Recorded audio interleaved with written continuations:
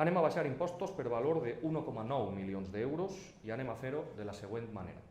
El govern rebaixarà l'IBI un 5% en el cas dels ciutadans que ja tinguen domiciliat el cobrament d'este rebut o el domicilien abans del 31 de gener del pròxim any. En segon lloc, l'impost de vehicles de tracció mecànica. El govern aplicarà una rebaixa del 2%. En tercer lloc, l'Ajuntament de Gandia aplicarà una rebaixa del 2% de l'impost de recollida de residus sòlids. Juntament amb la baixada d'impostos, vos presentem bonificacions especials. En primer lloc, una bonificació del 95% de l'impost d'obres, de l'ICIO.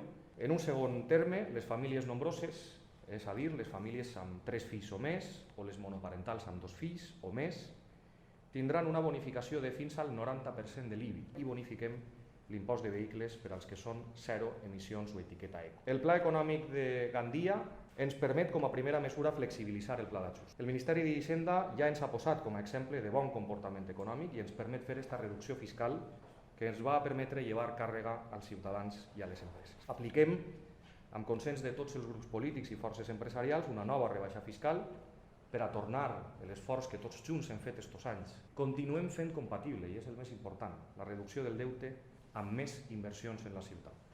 Esta minva d'ingressos de 1,9 que suposa la rebaixa fiscal no compromet ninguna despesa ni ninguna inversió de la ciutat i això es fa perquè este Ajuntament està en hora. Ha reequilibrat i ordenat el deute financer, té capacitat econòmica i pulmó suficient i sabem donar exemple. Front al soroll, treball i front a la incertesa, certesa.